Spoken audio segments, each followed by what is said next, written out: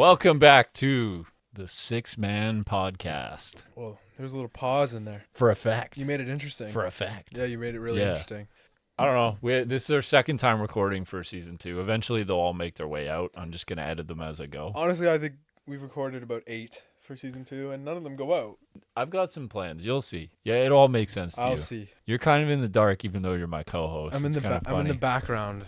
Well, now that you're at school, I'm like, well, I'm gonna take some creative control because this dude don't got the time. It's all in your abode. It's all in your what? It's all in your abode. Your abode? Humble abode. All the stuff for podcasting. It's in your house. Yeah, that's true. You're running it. It's how it works. How did a 20-point beating feel? How did that feel? I just want you to own it. I want you to own it. I just want to say you lost by like not 7 that many. in blacktop.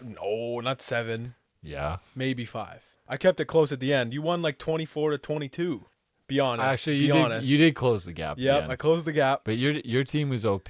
I just played good team ball. And that's why I was confident going into that 2K game, and it just blew up in my face. We had the same kind of issues. Listen, man, I've never Blacktop, I had no shooting. I've never run into that much of a wall offensively, but it was rough. You watched me struggle all game. It was difficult to watch, to find shooters, to move the ball. And I was moving the ball, and then man, we just turn it over. The all-time San Antonio Spurs are a good team. Every turnover we'd get from you, we would just turn it over immediately after. I swear we had at least 5 where we just were like, oh, now we got it? Okay, cool. Here you go. You got to grab rebounds with Duncan Robinson and Tim Duncan. I'm sorry. Duncan Robinson? Yeah, Duncan Robinson.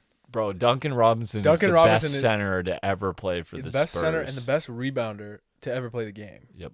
David Robinson. Nah, he's busy running the long shot pod. The long shot pod? You know he has a podcast? Did you know that? I heard he has a pod, but I don't know. Duncan Robinson's face annoys me. It annoys you? Yeah, I don't really like Duncan Robinson that much. I don't think it doesn't annoy me. He's an NPC, bro. He just exists.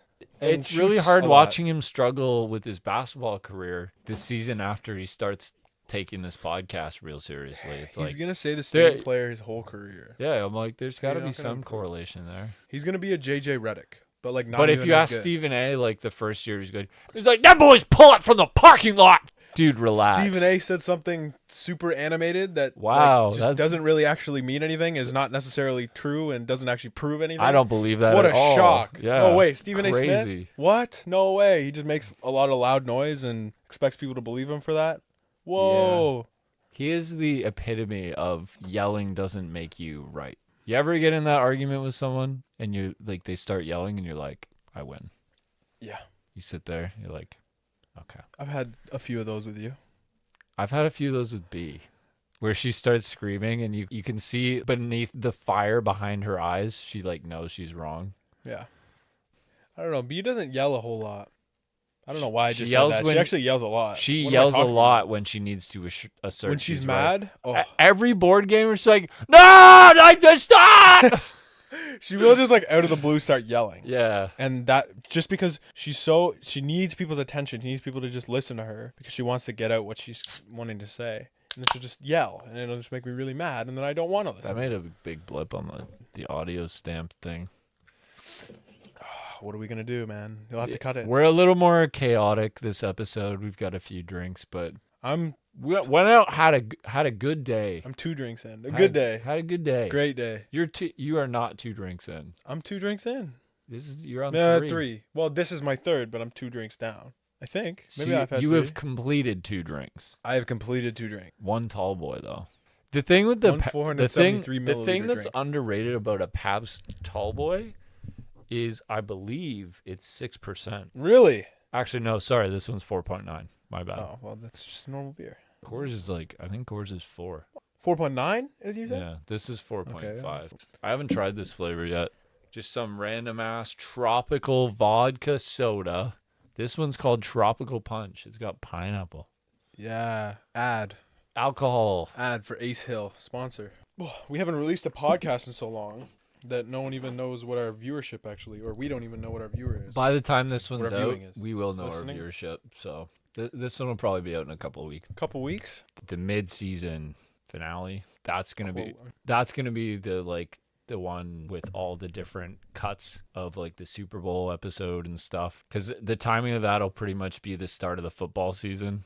which would be a really good. Oh, I'm actually so hyped for football to start again. To start us talking about the football season, it'll like jump back into us talking about it last season, which I think will be a really good segue into that. And that was kind of my thought process there. But dude, both of like the NFL and the NBA starting in early fall, and the NHL, man, such a boost for morale. The NHL, all the good sports. The Senators are gonna be good. The Senators will be good for the first time in years this year. I've made a lot of predictions, but the Giroux to Ottawa one was pretty fucking out there. Was that? See, I made that for years. They've been for years. But it's been rumored before. I was gonna say, it's like been when rumored he was pretty recently in trades. Is he from Ottawa or Montreal? Because he's very French. No, name. he's from Hearst, Ontario, which is up near Manitouwadge, where you were planning. Well, I have a friend who's now a crew leader, and he works up tree planting in Hearst. I'm pretty sure. Oh, really? Yeah, I don't know how good of friends he'd consider us now, but I don't know. His name's James. He's a good guy. Good dude. We always seem to have. You ever have buddies? It's like it's clearly like you'd rather hang out and talk with other people, but you're cool.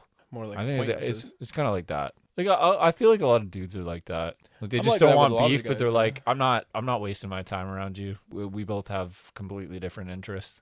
Yeah, I would agree with that. We have some common interests, like in school we talk about basketball. Well, there's some people in general that you just can't be around not because you don't like them, but just because or their friends suck. Or you don't want to be around their friends. Yeah, that's fair. One thing. Yep. Yeah, it is what it is. Tell me, buddy, how's your little Ace soda there? I like the Ace Hill. I thought it was pineapple. There is a pineapple on it, but yeah, that's why I said that's why the words pineapple exited my lips. Oh. So we didn't say much about our day. We said we had a decent day, but yeah, you just got back from Pennsylvania, so I didn't know if you wanted to fill the viewers in on what you did there and why you went there. Hit the main spots, Yeah.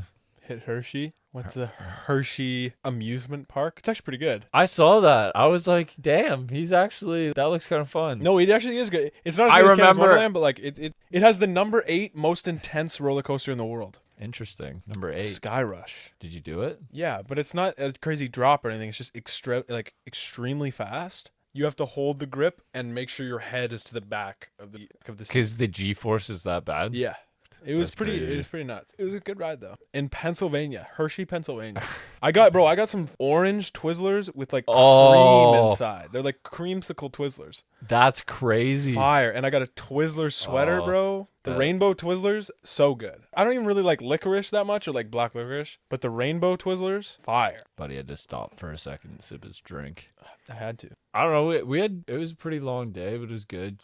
I don't know. I've realized how much just a drink or like 2 or 3 drinks can really change a mood. Makes me sound like an alcoholic. No, it makes me excited when hopefully this year more so. I hope when we're going to Toronto, going to Ottawa and stuff, we can go out. Yeah, you and I to bars and try and meet people the real way. Like go up, talk, ask who they are, start talking. Yeah, yeah. Like we need to get good at that. I feel like, especially me growing up, I always envy the guys who like talk to all the girls. I'm like, fuck, I hate him. It's like, you know why he's good at talking to girls? Because he talks to girls. And he's got some alcohol. Yeah, usually those guys.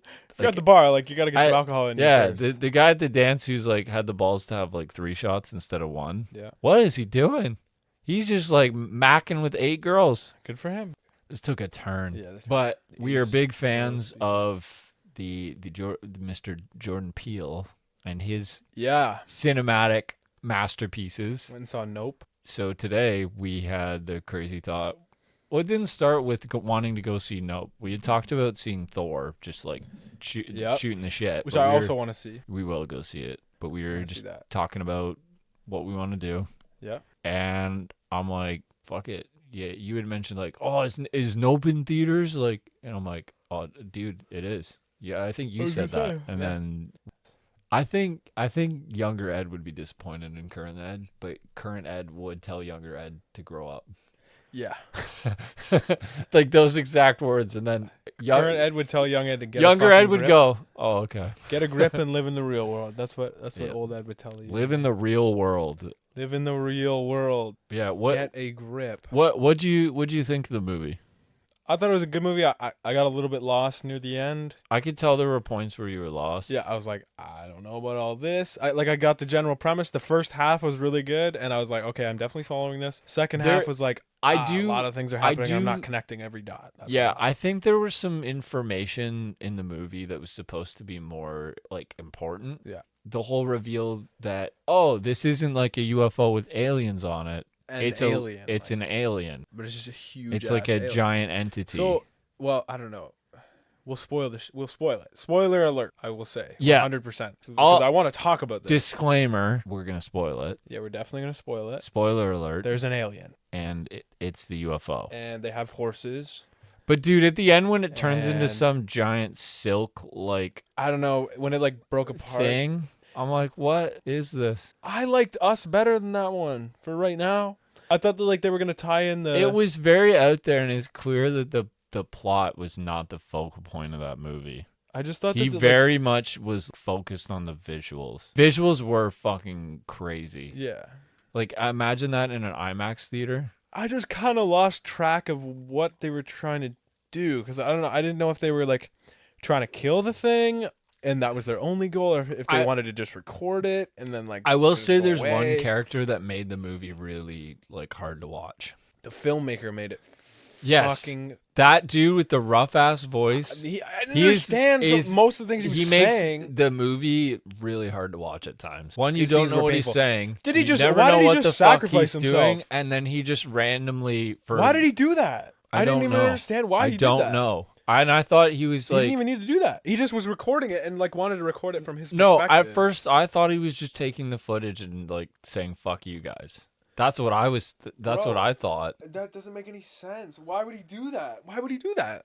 I don't know. None of it made sense. I thought he wanted to record it in the first place. That's why he went there. I was so confused when he just sacrificed himself. I was like, and he took the camera with him, like he was gonna record it, and then he did record it. He died recording it. Yeah, he would record it. No one will get it. Like he just got sucked up into the alien. This movie, I had to watch in the theater with people I went to high school with. It was, dude. I realized I would have to watch it again. I realized that 5 seconds into sitting in the theater that I'm like, oh, I know these guys. Grasp. That sucked. And then I had that. I went out to dinner, and I knew the way, like our hostess or whatever.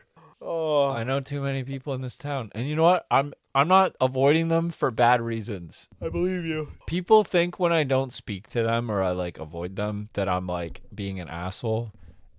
I got anxiety. I'm antisocial sometimes. Like, it's awkward for me to talk to someone who rejected me. That's a difficult situation to be in. Yeah, because I'm like, I also am okay with the fact that we're not together. I'm very okay with that. The thing is, though, if you're put into a situation where you have to interact with that person, yes, it's almost more awkward to just silently walk. What was the last? Did it end badly enough that you couldn't even say like, "Hey, what's up?" It's like it's been a while. She wasn't even our waiter, bro. She was just our hostess. She brought us to our table. She wasn't our waiter. Waiters are guys. Oh yeah. So no, she was one of the hosts. You could have just been like, "What's up?" Like, it's been a while, because you have to talk you have to be around her. Why not just make it not as awkward and just talk to her? If you didn't have to talk to her, then I would say avoid. Because it took about 3 seconds of like standing there for me to go, "Oh, that's Chloe," and I'm not gonna say her name. You know what? I will say her name. I don't care. Yeah, fuck it. Chloe, if you want to talk to me, I know it was you. I know she's listening. I know she's listening. She's not listening. I know. That was a weird interaction today, and I'm sorry if I looked uncomfortable, because I fucking was. You made it uncomfortable, bro. I know I did, but I'm also like, what did I do? Like, I don't know, man. If she's that, you should have said something. I think I definitely am, because you made it pretty bad. What do you mean I made it pretty bad? Well, it was pretty awkward. Silently walked to the table, and if you know her, you made it awkward for yourself. It was also, and you made it an uncomfortable situation. You gotta admit, it was extra awkward where she was like, "Yeah, we'll go in here," and then she walks in. Oh wait, never mind, it's full. And we had both already walked into there, kind of. That was awkward. Now we have to like weave back over across. It wasn't that bad. That's definitely what flustered me. That threw you off. Yeah, a lot of things throw me off, man. Yeah, you get thrown off pretty easily. Resume. Everyone thinks Jack Harlow's the comedy goat for that. Jack Harlow's fallen off a little bit.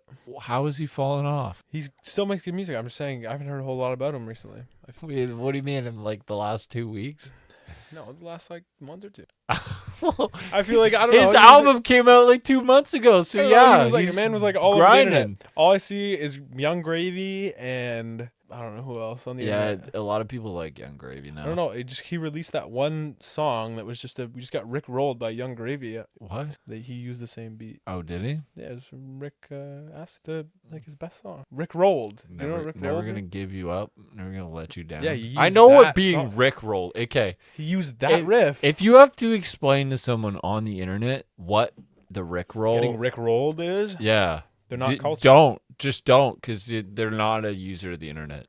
They're lying. They don't understand. They don't know it. You've been Rick rolled. If you don't understand what I'm saying, dude, the alcohol's getting one more to me. time. It is getting to me. It's starting to get that charcuterie board. Bro, stop saying that. I have to edit this shit out.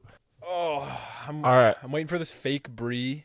That's true. Little non and hum. Well, why don't we find something here? Here's a question.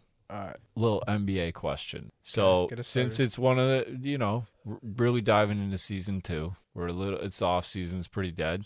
I want one bold prediction for next season, and I want you as a basketball fan in your 20 years of watching after that to let them know what best moment you've ever watched live. Live? As in not the best game, the best. Okay, I don't know, like a Curry 57-point game or know. Devin Booker's 70-point game. I already know. Okay, let's hear him. Oh, excuse me. Game 7 of the 2016 NBA Finals, Kyrie Irving hits the game-winning shot. That shot? That's the best live basketball moment I've ever seen. Okay. Mine is kind of like a 2-play sequence. It's got to be I think it was game 5. Or was it game 5 or game 4? With the Giannis, the Drew Holiday steal to Giannis. Giannis alley-oop. Yeah. I'm not going to say the Giannis block because there have been blocks in the finals that were more important. 50 and 5 blocks is like... Yeah, like that game, I'll say that's my favorite game I've ever watched, but that's not the question. That was the climax of me saying he could win a title and being proven right. So yeah, I was pretty stoked about that. Yeah, that makes sense. What's your hot take for next season? Like something bold. It doesn't have to be a hot take. It could be a completely reasonable, palatable take. It can be completely reasonable? With fact. For example, you'd be like Chet Holmgren.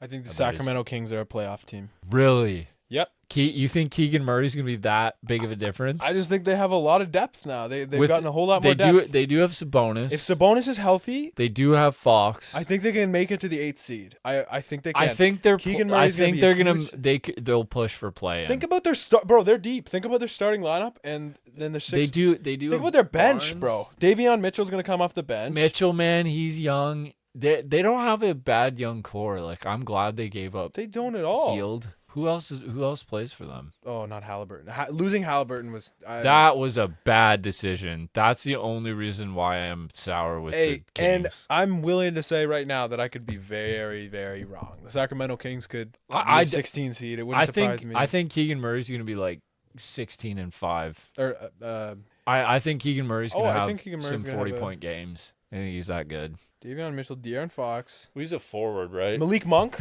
it's a big pickup. I don't care about Malik Monk. Hey, bro. Don't tell me you Malik Monk. You didn't watch the Lakers last year, obviously. No. Kevin Huerter. Fuck Malik Monk. They got Kevin Huerter. Kevin Huerter's a good addition. Terrence Davis, Keegan Murray now. So, I mean, they got a pretty decently deep team. Domantas Sabonis, Davion Mitchell coming off. These are the guys that are coming off their bench. Davion Mitchell, Malik Monk, Kevin Huerter. Depth Keegan is good Murray. if you have the guys on the top end of your team, but you don't have that. So you're just a team that doesn't know who to start. Okay. Harrison Barnes, Terrence Davis, Rashawn Holmes, pretty good. Kevin Huerter, Josh Jackson, I think. Oh, they do have Rashawn Holmes. Decent step. Yep, Rashawn Holmes.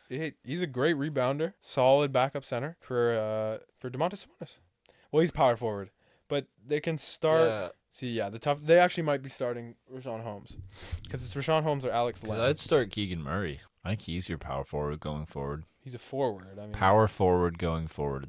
I don't know. I think that Sacramento Kings will definitely be a playoff team in the next 2 or 3 years, but I think next year they could be a playoff. I mean, like, we've all seen the stat recently about how, like, not a single active NBA player in the league right now has played the Sacramento Kings in a playoff game, which is absurd. The last time the Kings were good was Chris Webber. It's the last time they were good, I think. Yeah, Webber, Stojakovic. Yeah. Bibby.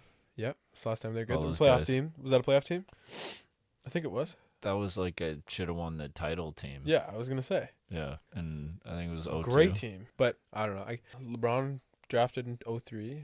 I don't think anyone else that's much older than that played them in the playoffs. No, LeBron's at the point where he's the oldest guy in the league other than Haslam, but Haslam doesn't play. Haslam's like a player coach, player motivator. The Heat never played the Kings in the playoffs. I do agree with Haslam saying that he's there working with all the young guys that are on that team. He's like, no one wants these guys. A lot of the Miami guys are undrafted. It's not like the rest of the NBA's. They're not stealing any draft picks away from anybody. He's not getting it's undrafted guys that he's helping because he's undrafted too. Yeah. So he's just helping guys do the same thing he did. That's his role. Is he really taking up a spot if he's work with the team? I mean, he's the ultimate vet, though. There are a lot of guys like that in the league. Him and Rajon Rondo. You're like, why is he still there? Why does he still keep his chin up? And why does he still show up every day? D Rose on the Knicks. This is your second time around playing from New York. They got rid of your ass the first time, and you're still showing up, chin up. He's balling, though. Balling. I'm like, damn, the professionalism it takes for that after. There is no man in the history of the NBA who's had to swallow their pride more than Derrick Rose. There are guys who should have. There are definitely guys who should have. Yeah, that's Westbrook. True. I don't think you disagree with that. No, I don't. Simmons. And that's just recent. Scottie Pippen. Like, bud, you signed the fucking contract. It really sucks that you're underpaid now. You're entitled to more money. Go reach out to sponsors. Get the fucking bag. You're a pro player. You can get money. You can get paid. You're Scottie Pippen. You're one of the best players in the league. Yeah, go get some brand deals. You can make money. Just some of that stuff, it makes no sense to me. Yeah. The NBA is just a whole lot of Kevin Durant talks right now that aren't I know, really moving anywhere. It's just, like I said, it feels so synthetic. What do you mean? I don't think the Durant thing's going to go. No, but I just think that's because the Nets ask way too much. And they're not I don't think it's that. I think... Did you see what they asked from the... who was it? The Heat, Suns. Maybe it was the Heat or the Raptors. Maybe they just asked one team for literally all their depth. Like the Warriors. They asked the Warriors for because obviously it was probably actually everyone but Clay and Steph. Like everybody. Wiggins, Jordan Poole, or Moses Moody, and Wiseman. Like one or two other like depth pieces for the Warriors, and like 2 picks. I don't know if I'm the Knicks, I'm getting them. What? If you're the Knicks, you're getting Kevin Durant? Yeah. Who are you trading? Randall. Dog. Dude, I'd trade Randall for a shoebox. Yeah, I would trade him for my... I would too, but... I would trade him for my dad. You 80 definitely years from can't now. trade him for Kevin Durant then. The Nets are not going to take any sort of a package that the Knicks put together. Not a single time. That's why the only place that Kevin Durant is going to be able to go is a good team. Because the good teams are the only teams that can actually put together a solid package for him. Are they a good team after they've given up everything just for Kevin Durant? When you request a trade... That's what I mean. Like, Kevin, you have to realize the amount of value you have, yeah, it's going to take a fuck ton to get you. And you know what? That team's not going to be the same after they've had to pay a fuck ton to get you. Yeah. That's just how it works. I don't know. People just know how Kevin Durant is. Like, the better you are, the worse you're off requesting a trade. That's just how it is. If I'm the Suns, I want Kevin Durant. I want to win as soon as I can. But can you win by trading? Kevin Durant's just not a viable option for a team to win a championship right now. They want Book. And if you give away Book, you're not going to win a championship. I'm sorry. I'd give Book for Durant. You're not going to win a championship. I would give Book. You lose a championship. You won't win. Can you imagine Book for Durant? Book for Durant straight up wouldn't happen. That's the thing. No, like you'd have young guys in there. It would have to be Bridges. Bro, it would have to be... If you give away Devin Booker and Mikal Bridges, you've already given away your championship. I don't care if you get Kevin Durant. I don't know. They still have Cam Johnson. Like it depends on who they give up, man. You really have no idea. Chris Paul, Kevin Durant. If you still have DeAndre Ayton, that's what I mean, man. They have to keep Da now. If he goes to the Suns, and like, what's Chris Paul's situation? What if KD to Boston? What if KD to Boston? Oh, KD to Boston would be for like Brown and a bunch of players. Oh, they could trade. That would be a good trade. I think that I would really like. They still have Brogdon. I mean, you trade Jaylen Brown, Marcus Smart, Grant Williams, Derek White. I don't think. Yeah, Horford's contract's too big. Those 4 and some picks, maybe, but it'd have to be a lot of picks. You're left with Jason Tatum, Kevin Durant, Malcolm Brogdon, Robert Williams. What if you did Tatum for Durant? I don't think Boston's going to give up on Tatum like that, but they did give it up on Isaiah Thomas like that. There's no player in the NBA I'd rather give up on more than Tatum. But if you give up Jason Tatum, I don't know why.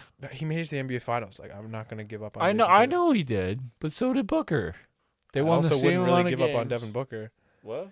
I think Jason Tatum's better than Devin Booker. I would give up Devin Booker before I give up Jason Tatum. That is a good question. It's like, who would you rather have on your team, Tatum? I'd rather have Jason Tatum on my team, 100%. Is that recency bias? No, I know that Jason Tatum Jason Tatum could be an elite defender, a better defender than Devin Booker can. That's a good reason, and I'm on your side. Rarely can Tatum put together 4 quality quarters. He always has a bad quarter in a game. Yep.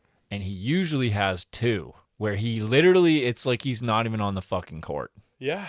But he'll also just go fucking ballistic sometimes. I know. He'll have 20 points in a quarter like that, like in a blink. Yeah. He didn't have a terrible series against the Warriors, but like not a good enough series to win a championship. The series that he had against the Nets, that's the series where I was like, oh, okay, first of all, Jason Tatum is miles ahead of Jaylen Brown. That was when I really thought, like, okay, the Celtics are dangerous. The Celtics are dangerous, and people were saying Jason Tatum's like top 5 in the league. I don't feel like they're succeeding because Tatum made the leap. I think they're succeeding because of the Boston Celtics are a really good team too. They're just especially when there are games when Tatum is clearly being passive in the finals, and Brown's literally like, "What the fuck? I'm the one that who has to hold my shit together." If the Boston Celtics won the NBA Finals, I think Jaylen Brown would have won the NBA Finals MVP. That's the only way they could have won. It is, and that's the thing. He's the only guy ballsy enough to try. I think Tatum's a very safe player. It also is, he lets the game come to him, and sometimes the game does not come to him. I mean, listen. It just doesn't. Jason Tatum, for the first time in his career, got to the NBA Finals. Going into this season, how many people expected, the Celtics are going to make the NBA? Nobody, because the Celtics have had 2 to 3 years where they've been shit. Not necessarily shit, but underwhelming every single year. Yeah. I think all that reputation kind of started when they added Kyrie Irving. They had Hayward, and you're like, wow, this team can compete with it, like in the East. Mm-hmm. And then Gordon Hayward goes down, so you're like, wow, this team just lost their star free agent signing. Yeah. And then they go on that 18-game win streak, and right away they're just catapulted into this. Suddenly. No, they just have a world of expectations. Well, that's what I mean. So, like, I remember I was making really bold predictions. When Gordon Hayward broke his leg, I'm like, Kyrie's going to win the MVP. Kyrie's going to win the MVP. I was saying that to my dad. I said that so many times, and I was certain of it. Kyrie's just got to be a better defender to win the MVP, unfortunately. I don't think defense is it at all. Defense should definitely factor in. First of all, to win the MVP, you got to play like most of your team's games. Let's start there. So let's address that. That automatically takes Kyrie out of the question a lot of years. You have to win the games, which Kyrie contributes to. Yeah. But you also have to. I would love for Kyrie Irving to win MVP. Which Kyrie now is pretty clear in stating that he's fine taking the number 2. And he hasn't. Kyrie Irving winning an MVP, there is his only chance of that was doing it on the Celtics. Kyrie wins 1 title as the guy. But I think he's 33 years old, and it's on some random-ass team, and it's his 8th time trying. He's tried being the guy. And it failed. He really didn't do it very long. That's the thing. He did it for 3-4 years, and they were title contenders. They should have been title contenders every year, but he got hurt. He's like injuries, and that's always what it is with him. Yeah, he got hurt, man. And then when he did play, they were better without him. The Celtics was better without him. When the Bucks eliminated Boston, that was the year that Kyrie was horrible in the playoffs. Yeah. So, like, I don't know. I need more Ramadan Kyrie. Ramadan Kyrie. Fasting Kyrie is different. I love watching Kyrie Irving play. Kyrie Irving has always been a top 3 player for me in the league. Top 3 player? No, like, I just mean favorite. Yeah. Top 3. I'm not saying that. I'm saying for me, top 3 favorite player in the league. Always. I want Kyrie Irving to succeed, but he holds himself back in a lot of ways. I want to have sympathy for him. I don't know. Things happen behind the scenes that you can't necessarily call him out for or blame him for. So, I don't know. We're big at mental health advocates, so like obviously some stuff could be going on, but like he's a very interesting guy. He is. There's a lot more than meets the eye, and I think everyone kind of knows that, but there's this sense of mystery to the guy. Well, as NBA fans, you just want him to play. Because at first, when he was in the NBA, and like until he requested that Boston trade, the NBA loved Kyrie. Yeah, they loved him. And I still think he's like it's like Kanye. Same thing happened with Kevin Durant. The realest of the real respect both of them. But the average Joe who doesn't really understand are the ones who shit on them. Well, okay, how much do you like Kevin Durant? How much do you like Kevin Durant? Oh, I love KD. I watch a lot of his film. I look at a lot of his moves. I like his game. Dude, his footwork for that height, there's a reason he's that good. He's always working on his footwork. I love his game, but how much do you want Kevin Durant to win? Or do you be honest? Do you pray on his downfall a little bit? KD? Yeah. I don't care. How mad were you?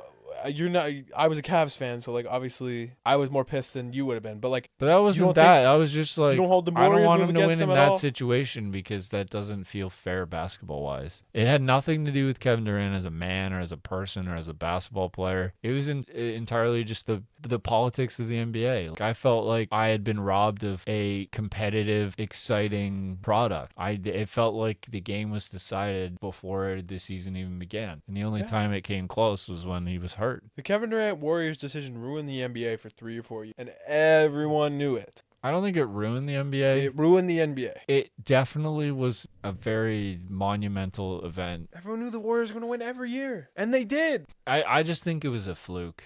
The way the whole salary cap boom, and now it's kind of been adjusted. I don't think anything like that's going to happen again. It's like with Tampa a couple of years ago. What do you mean, Kevin Durant taking a pay cut? No, he didn't take a pay cut. It was KD did. No, it was Draymond. Draymond took the pay cut 2 years prior. He saw it coming. His agents were the ones that were Kevin Durant definitely took a pay cut at some point. I think he took slightly less, but he got a lot of money for going there. They gave Steph that 5-year $250 deal when Kevin Durant was there. Well, it was after. He had to take a pay cut. No, he would have had to take a pay cut if he stayed. When he first went there, he signed the 3 years. Yeah, but he only stayed 3 years, man. Hold on. Draymond took the pay cut the year before so that they could even sniff Kevin Durant. For the 4th consecutive year, the Warriors are playing against the Cleveland Cavaliers in the NBA Finals. But this time around, in order to keep their championship-winning team intact, Durant agreed to a nearly $10 million pay cut ahead of. KD took a massive pay cut in his last. Okay, so yeah, I guess it would have been the first 2 years and then that year so that they could do the Steph Curry re-signing, which makes sense. Mm-hmm. I guess that's what I'm saying. That would be part of the reason why he had that attitude. Man, I took a pay cut for these guys and this always fucking treat me. I get that. It was him and Draymond's relationship. He also took a lot of heat. Every time he won a championship, a lot of people were like, "Oh, your championship doesn't count." People still say that. People say his championship counts just as much. I don't know. This is the way I see it. You're a sailor, right? Okay. And your boat is shipwrecked. Yeah. Okay. Okay. The Oklahoma City Thunder were not shipwrecked, if that's what you're saying. Okay. Just in your mind, your boat is no good. It's no fucking good. You're wrong. You're not getting where you want to go. Sure. So you're like, hey, fucking pick me up. I'm screwed. Yep. Help me. Yep. I need your help. So you get on the other boat. Are you gonna be like, hey, I have all this knowledge when it comes to sailing. I'm great at sailing. I'm going to do my absolute best to help you guys succeed, but I don't want to get in your way. I want to respect your boat. I want to respect interesting analogy. The atmosphere you have here, but not get in the way. Or are you going to get in there and act like it's your boat, demand that the world treat you as if it's your boat, and that you made that boat and you created the team dynamic and the atmosphere? I don't care. That's my thing. I'm like, I don't care. Bro. I don't get. The NBA does not give a fuck about Kevin Durant's championships. No one in I don't give a shit about. No one in 40 years is going to be like, you know what's really underrated? Kevin Durant's no, because bro, I'm sorry, no one can fucking double team you. I will say Kevin Durant. Yeah, it is easy to play for Golden State because you play with fucking Steph Curry and Klay Thompson. They can't double team anyone. I will say because there's going to be a fucking shooter open. Hold on, I will say this: Kevin Durant's Finals MVPs count to me. They count. Kevin Durant's championships barely count to me. I don't give a fuck that he got a championship. I care that he played that well in the NBA championship game. Because who was guarding him the whole time? LeBron James was guarding him the whole time. He cooked the shit out of LeBron James. I don't care. LeBron played well against him, but he cooked the shit out of LeBron James and won them a championship. KD. LeBron was guarding KD. Who else would have guarded KD? It was LeBron on KD all series. It was not LeBron. It's LeBron on KD all series. Who else is guarding KD? Probably fucking K Love. Kevin Love? Dude, who are you going to LeBron does not take the best offensive player on defense. He doesn't. Well, Kevin Love surely doesn't. I'll tell you that much now. No, the thing with Miami LeBron, they were praising him for just actually caring about defense.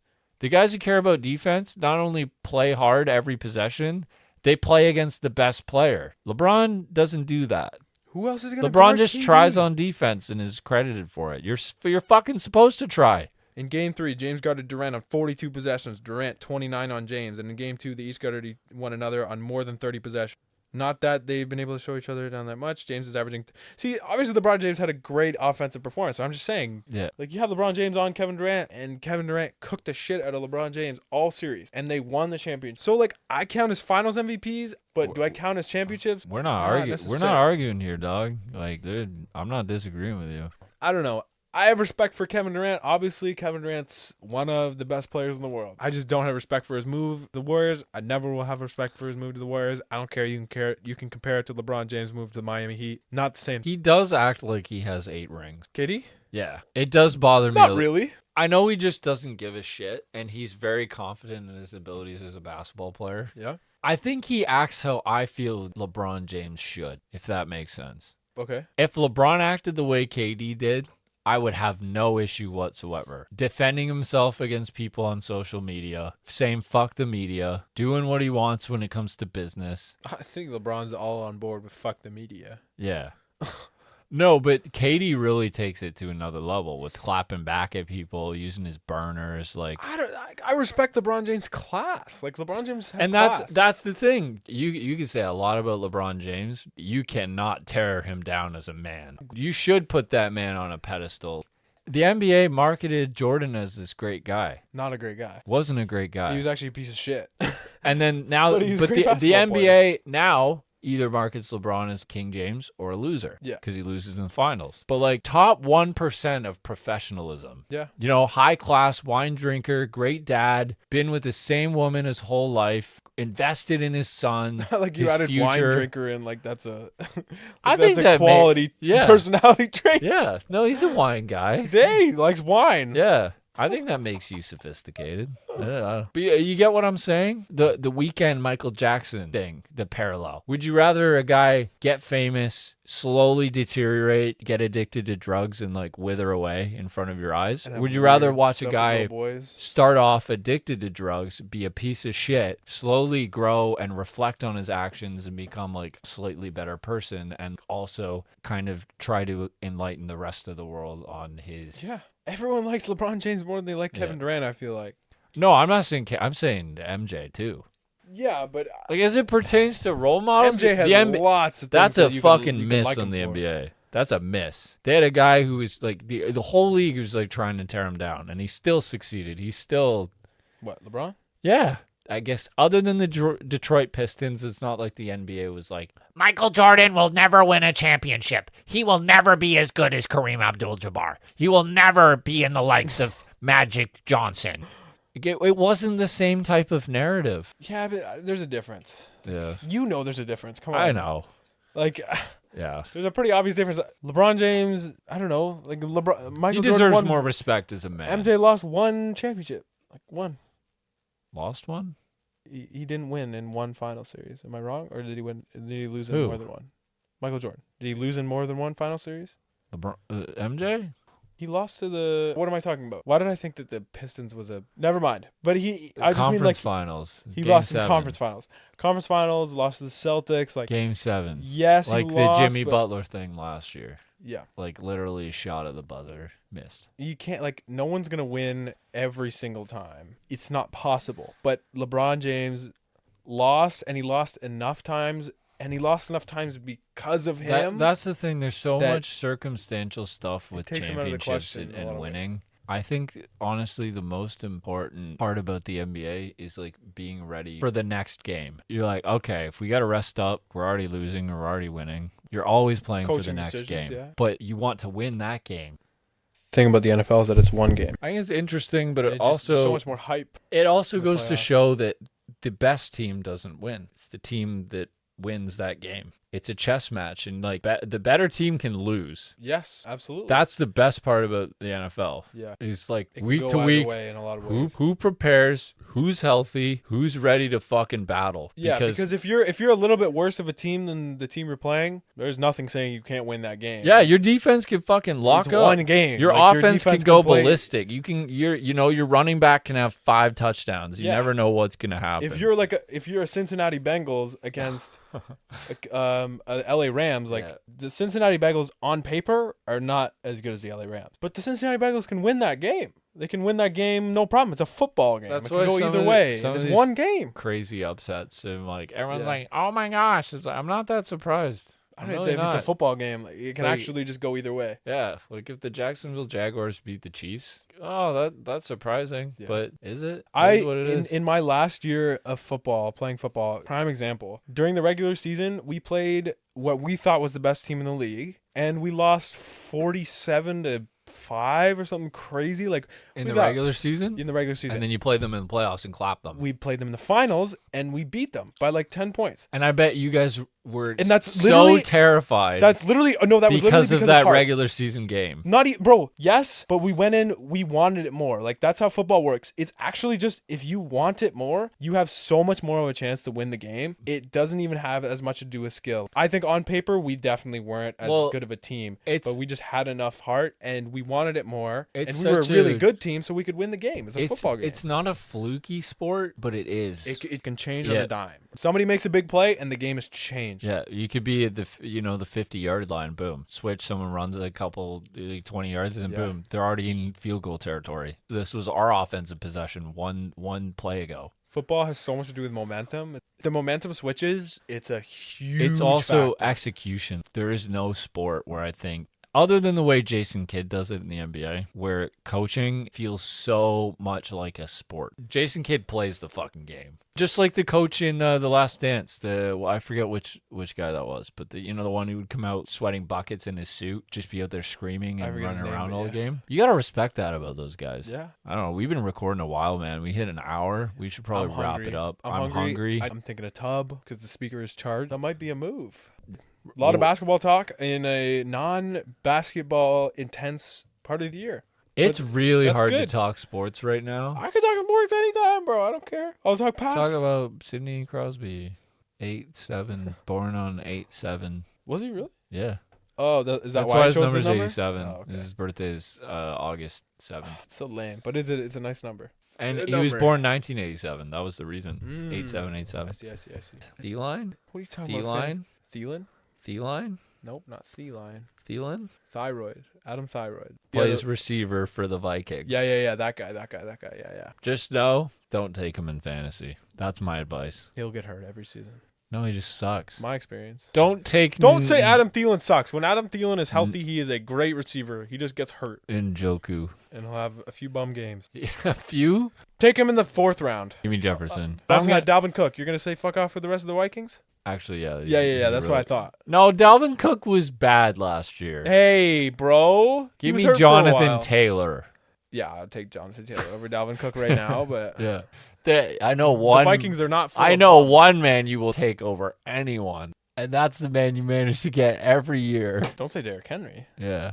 Derrick Henry? Yeah. Derrick Henry carried me to a 2nd place finish 2 years ago. That's what I mean, man. Yeah, every year you get him, and every year you're chilling. Yeah. Always take Derrick Henry. If Derrick Henry's on the board, always take him. But I just got unlucky last year with an injury, which is not something I respected of Derrick Henry. But the fact that his first half is better than some running backs' collective season, most of them actually, it's just kind of hilarious. It was so funny. It was so funny how long he lasted on the leaderboard in yards. Yeah. He was on the top 3 for yards. The whole season almost. For 4 or 5 weeks after he got hurt. He was still there. Dude, that was like... so far ahead of everyone else. Dude, that's like McDavid and Draisaitl leading the playoffs in points, even though they got swept in the 3rd round. Yeah, they're so ridiculously good, which they still didn't win. The Avalanche are so overpowered. Well, it just shows they need to play better defense. Shows the Avalanche You score a lot, you don't win a lot. You need to play better defense. That's the way it is. Kale Makar. Kale Makar, yeah. Kill. All right, let's wrap this up. I'm trying to eat. All right. This one is chaotic.